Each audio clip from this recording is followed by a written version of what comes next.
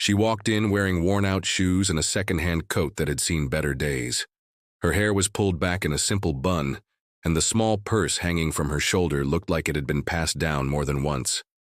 The cold wind clung to her like a second skin as she stepped into the lobby of the city's most luxurious auction house. Heads turned, not because anyone recognized her, but because she stood out.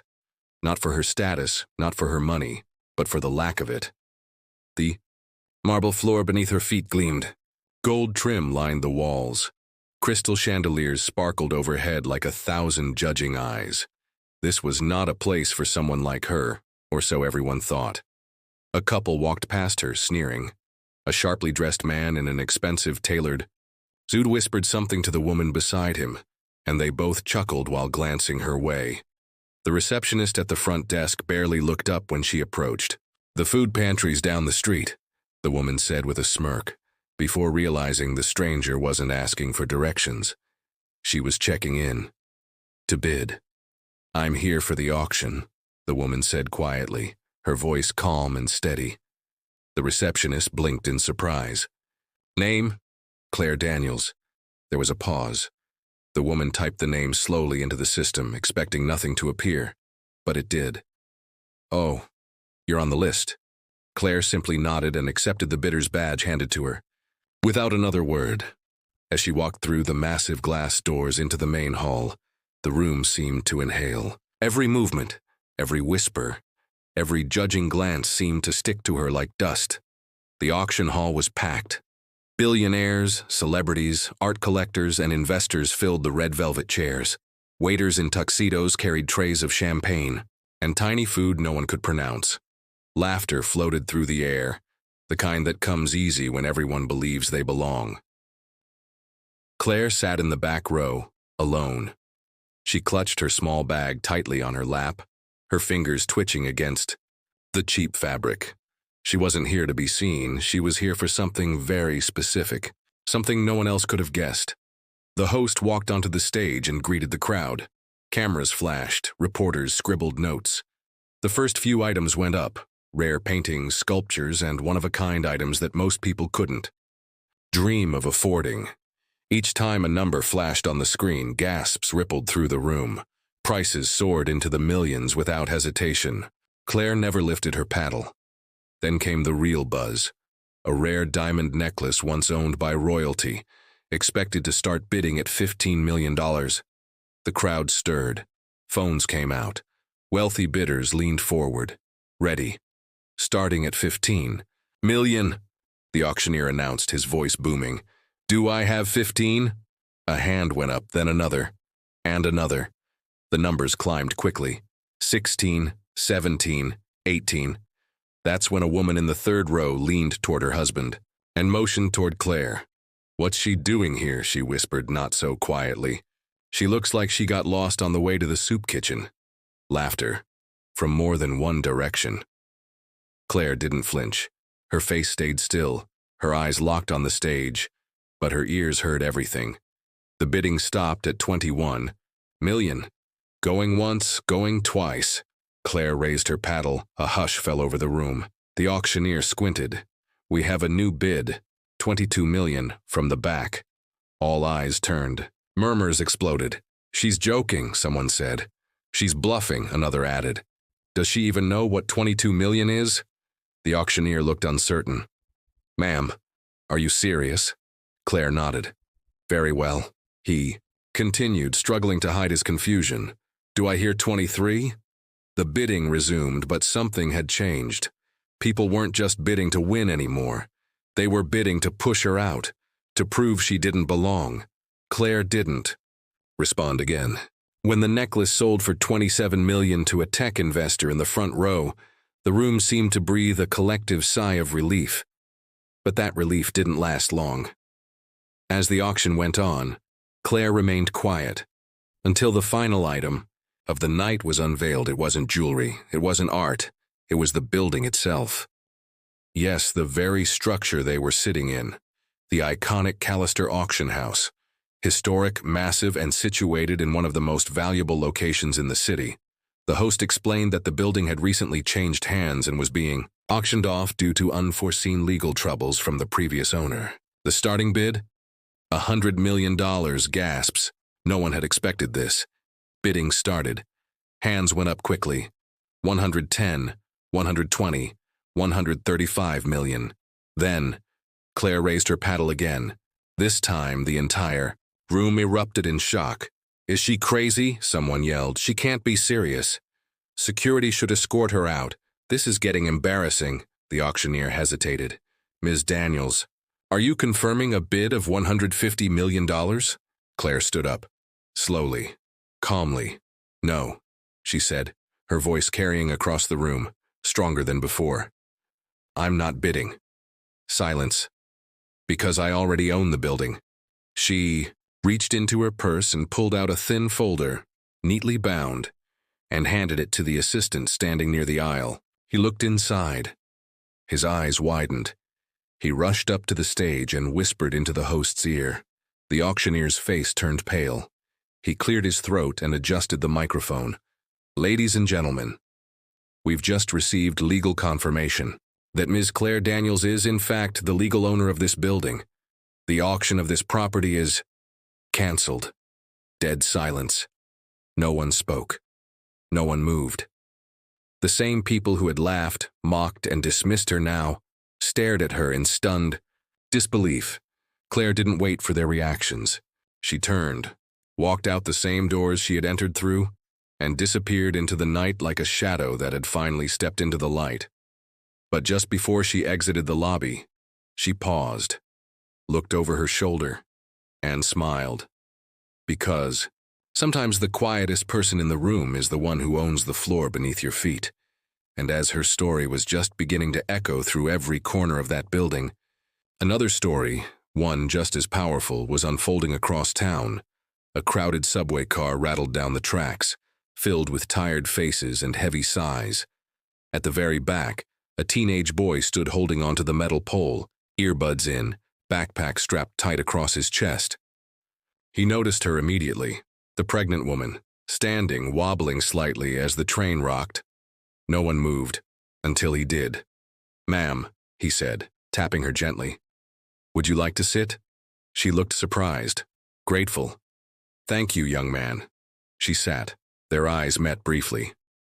Just for a second, but what happened next would shake the course of that boy's life forever. Because she wasn't just a pregnant woman, and what she slipped into his hand as she stepped off the train wasn't just a thank you note. It was something that would change everything forever. But you'll have to hear that story in part 2. The note was small, no bigger than the palm of his hand. Folded neatly, the paper felt strangely heavy in his fingers. The teenage boy, his name was Malik, watched the pregnant woman disappear into the crowd at the subway station, her coat trailing behind her like a whisper. She never looked back. The doors slid shut.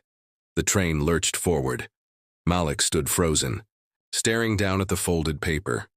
He didn't open it right away. Something about the moment didn't feel normal. It felt like something out of a movie, and he wasn't used to life feeling like that. Malik had grown up in East Oakland, in a one-bedroom apartment with peeling walls and thin windows that barely kept out the cold. His mother worked 2 jobs, overnights at the hospital and cleaning offices downtown during the day. Malik hardly saw her awake anymore. Most days she'd come home and drop straight into bed, still wearing her scrubs, still carrying the weight of bills she never talked about but always carried. He was only 17, but he understood what responsibility tasted like. It was dry cereal when the fridge was empty. It was walking his little sister to school in the rain. It was standing on the crowded train so a stranger could sit. That's all it was. A kind gesture. A moment of decency. So why did it feel like more? The note burned in his hand.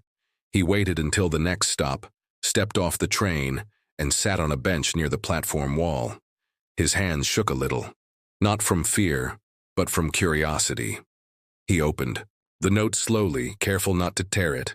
There were only a few lines, written in elegant handwriting. "You didn't know who I was. That's exactly why I chose you.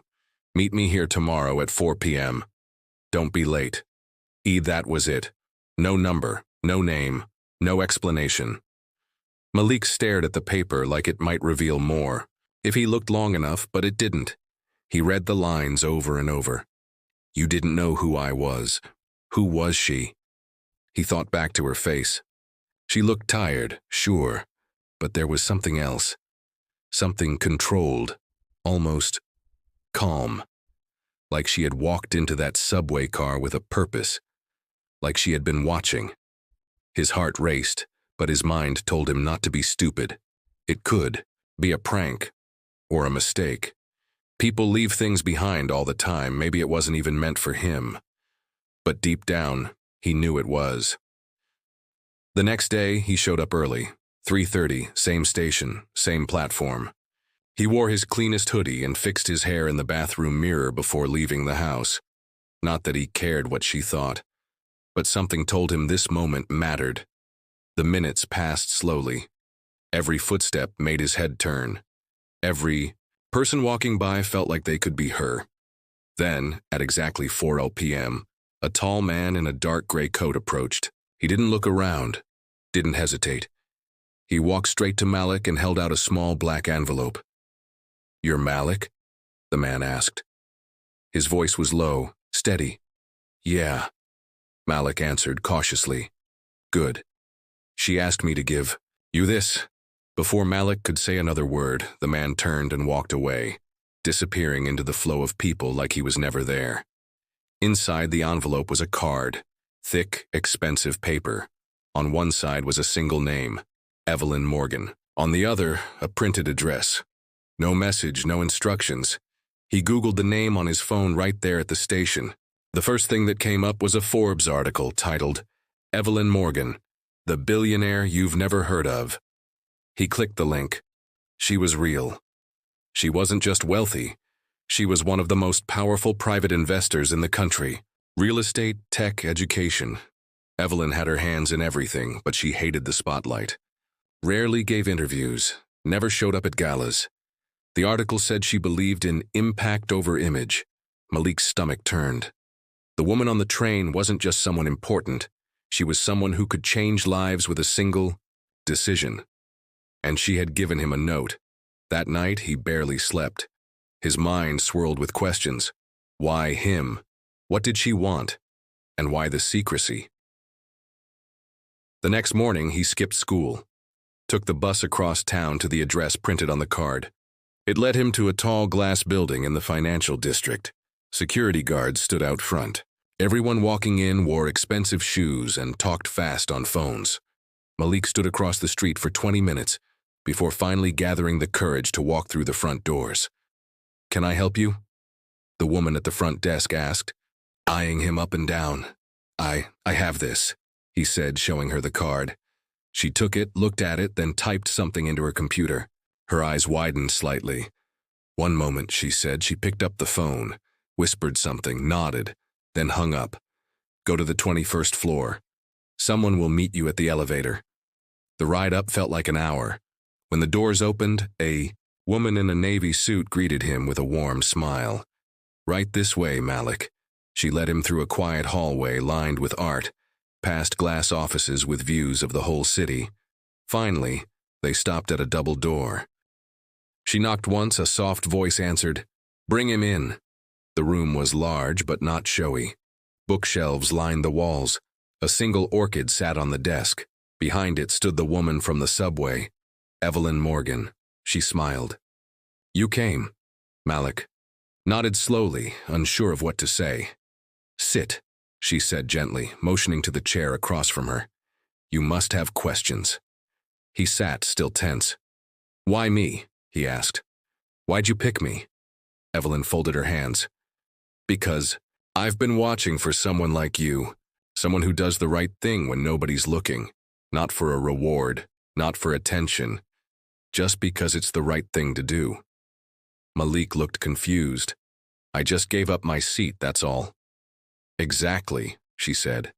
"Most people didn't. You did." There was a pause. Evelyn reached into a drawer and pulled out a thick folder. "This is for you," she said. He opened it. His eyes scanned the papers quickly. But he couldn't make sense of it all. Scholarships, internships, a full ride to a university he'd only ever seen on TV. "Why are you doing this?" he asked, his voice small. "Because someone once did. It for me," she said. "And because I've learned that real change starts with one person." Before Malik could respond, Evelyn leaned forward, her eyes serious now. "But this is just the beginning," she said. "There's something else I need to tell you. Something that might put everything at risk, including this offer." Malik froze. "What do you mean?" Evelyn looked out the window for a long moment, then turned back. "Because someone doesn't want you to have this chance," she said. "And they're already watching." The air went cold. Malik swallowed hard, gripping the folder in his hands. He had no idea what he had stepped into. But there was no turning back now.